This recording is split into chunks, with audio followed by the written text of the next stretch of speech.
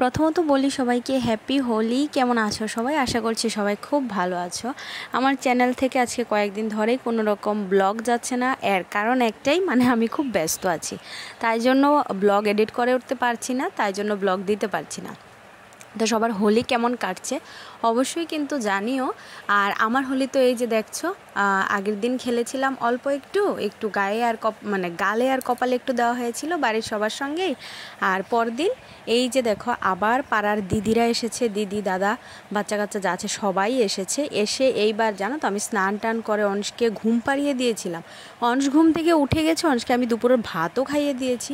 তারপর ওরা এসেছে দিদিরা, তারপর আর মানা করলাম না যে না আমি রঙটা নেব না, সোজা বেরিয়ে এলাম উঠানে। তারপর ওদের কাছ থেকে রং নিয়েই তারপর শুরু করে দিয়েছি নিজেদের খেলা। ভাবলাম খেলছি যখন একটু বেশি করে একটু খেলি। আর এখানে দেখো তোমাদের দাদাভাই আমাকে আগের দিন তো দেয়নি ঠিকঠাকভাবে, শুধু কপালে একটু দিয়েছিল, আর আজকে বসে বসে আমাকে এইভাবে রঙটা দিচ্ছে। তো যাই হোক, মজা করলাম কিছুক্ষণ বাড়িতে। তারপর অংশ আজকে আবার ওর দাদুভাই আম্মাকে দিয়েছে। তারপর অংশ চলে গিয়েছে কোথায় জানো তো? এই যে এটা হলো আমার বান্ধবীকে দিতে চলে গিয়েছি, সোজা চলে গিয়েছি আমাদের বাড়িতে, কারণ আমাদের বাড়িতে তো বৌদিরা আছে, আমাদের পাড়াতেও বৌদিরা আছে, তো এই জন্য চলে গেলাম। এই হলো আমার বান্ধবীকে দিয়ে দিলাম আগে রাস্তায়। তারপরে বাড়িতে গিয়ে আর যা খেলা, এই খেলার আর কোনো তুলনা হয় না এই হোলি খেলার। যাই হোক, এইবার বাড়িতে যাওয়ার পরে বৌদিদের সঙ্গে খেলার পরে চলে গেলাম আবার বোনের বাড়িতে গাড়ি করে।